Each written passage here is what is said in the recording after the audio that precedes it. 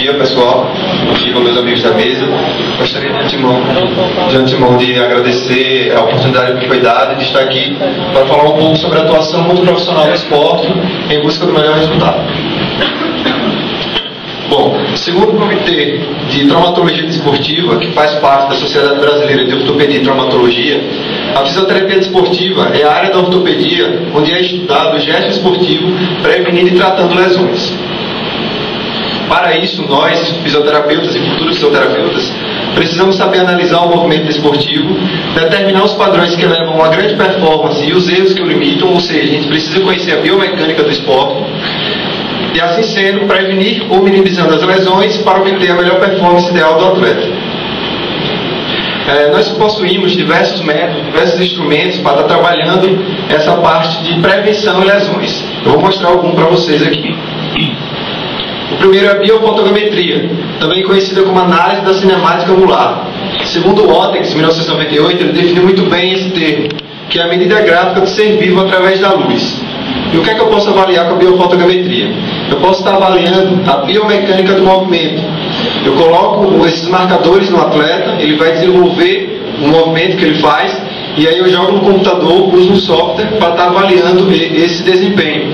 Não sei se vocês chegaram a ver, mas antes das Olimpíadas do ano passado, o Esporte Espetacular mostrou uma reportagem com a Keila Costa, se não me engano ela é daqui de Pernambuco, atleta saltadora olímpica, e aí ela faz o salto, o treinador dela está com o computador filmando todo o salto dela, e assim que ela termina o salto, ele chama a Keila para poder avaliar o salto dela no computador, corrigir os erros, e ela vai soltar de novo para tentar melhorar esse desempenho dela. Posso estar avaliando também a curvatura da coluna lombar. Esse foi o meu trabalho de conclusão de curso, onde eu tracei o perfil biomecânico dos atletas de ciclismo do estado de Sergipe, da seleção sergipana de ciclismo. E aí eu coloco os marcadores ali em determinados pontos anatômicos, depende de cada protocolo, tiro a foto, posiciono o atleta, tiro a foto, coloco no computador, e aí no software eu vou traçar esses ângulos aqui, ó. Vou ter essa angulação da coluna lombar, posso ter a da torácica também. Segundo o Christen, colaborador em 1995, esses dados têm uma alta correlação com os dados radiográficos. Então isso é importante para a gente, fisioterapeuta, porque a gente tem aquela dificuldade de estar encaminhando o atleta para o médico, para ele passar para tirar o raio-x, para o raio-x chegar a gente avaliar. Então nós podemos estar fazendo esse teste que tem uma alta correlação com os dados radiográficos. Posso estar avaliando também a flexibilidade e ADM, amplitude de movimento. E isso é muito importante para nós fisioterapeutas. Por quê? Porque nós utilizamos principalmente o goniômetro. E nós sabemos que o goniômetro é um método muito subjetivo. A minha avaliação é diferente da dela, a gente vai sempre ter uma diferença, né? E já a biofotogrametria não, ela é bastante objetiva. Aquela mensuração que a gente vai ter, ela vai ser bem significante, bem detalhada. Traço as duas retas aqui, ó. Estou avaliando a flexibilidade dos músculos isquiotibiais. E aí ele vai me dar a angulação da flexibilidade dos isquiotibiais. Posso também estar avaliando com a biofotogrametria a postura dos atletas. Ou dos nossos pacientes, no caso, quando a gente trabalha na prática clínica. Temos também a eletromiografia, que ela é usada para avaliar os sinais elétricos dos músculos esqueléticos, utilizados em um movimento, avalia a qualidade da ativação muscular, avalia o tempo de fadiga, que é muito importante a gente saber o tempo de fadiga, porque a partir desse tempo de fadiga, depois disso, o atleta vai estar mais suscetível às lesões, então a gente precisa conhecer esse tempo de fadiga, e avalia também a velocidade da resposta muscular. Então aí algumas fotos. Utiliza a eletromiografia durante o movimento para a gente saber todos esses dados. Temos também a dinamometria isocinética, que esse é o queridinho de toda instituição, todo centro que trabalha com atletas. O empecilho que a gente tem com o isocinético é mais ou menos o custo dele, que hoje em dia ele custa mais ou menos de 120 a 150 mil reais. Então é bem caro, não é todo centro esportivo que pode ter um aparelho desse. Mas ele avalia de forma simultânea a força de grupos musculares agonistas e antagonistas, controla o tempo, a angulação e a velocidade do movimento, é um dado muito importante. E esse aqui também, ó, ele exige força máxima do atleta em todo o movimento. E é usado tanto para a avaliação da força muscular, como para o tratamento também, para o treinamento da força muscular. Está aqui o aparelho isocinético, depois eu vou passar um vídeo para vocês poderem ver como é que é feito o teste.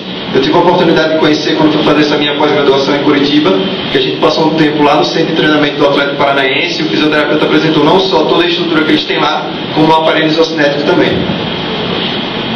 E temos também a barapodometria e estabilometria, que também está sendo muito usada no esporte hoje. Ela verifica alguns pontos, né? Verifica o ponto de pressão máxima, verifica o ponto de pressão constante, a projeção do centro de gravidade, a posição do eixo corporal e quantifica a resposta proprioceptiva. É como se fosse uma balança, certo? O atleta vai subir nessa balança e aí a gente vai ver essas pressões no pé do paciente. O resultado do exame a gente vê assim, ó.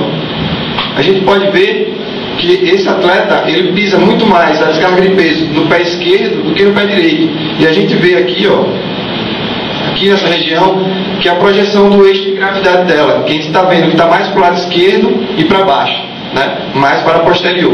E aí a gente pode ver algumas outras coisas também. E esse é um slide que eu sei que causa um pouco de polêmica. O esporte de alto rendimento não é saúde, a atividade física é. Se a gente for pensar um pouco, a gente vai ver que isso é verdade. Hoje em dia, os atletas estão sendo transformados praticamente em máquinas, né? No panfleto de vocês, do congresso, a gente vê essa foto aí que nas articulações dos atletas a gente está vendo ferro, algumas articulações meio que mecânicas. E é isso que acontece. Os atletas hoje, eles praticamente têm que esquecer de família, de filhos, de parentes, de amigos, têm que se dedicar totalmente ao esporte, viver no limite do seu corpo sempre. Já na atividade física não, somos nós, aquelas pessoas que fazem atividade física para a promoção da saúde, né? E o maior caso disso, antes disso a gente precisa saber um pouco dessa diferença entre o desportista e o esportista. O desportista é aquela pessoa que vive do esporte, vive para o esporte. Já o esportista é aquela pessoa que vive do esporte, mas para a promoção da saúde. E o maior exemplo disso que eu falei, o que mais está sendo falado hoje, é o Ronaldo Fenômeno, né? Um cara que já teve N lesões de joelho e com certeza se ele fosse um esportista, né, vivesse só para a promoção da saúde, ele não teria tanta lesão no joelho como ele tem hoje. Ou então nesse caso, esse jogador do Santos aí, ó, que num lance só, ele conseguiu romper todos os ligamentos do joelho. Ou esse jogador do Arsenal aí, que é brasileiro também, eu não me lembro o nome dele agora, mas que nessa dividida ele teve uma fratura, né, da perna, e o médico falou que se ele demorasse mais de 5 a 10 minutos para ser atendido, ele ia perder a perna, ou então ele poderia até morrer de hemorragia. Então dificilmente a gente vai ver uma pessoa que vive do esporte para estar promovendo a saúde tendo algumas lesões como essa. Pode acontecer? Pode, mas a gente sabe que a incidência é bem menor.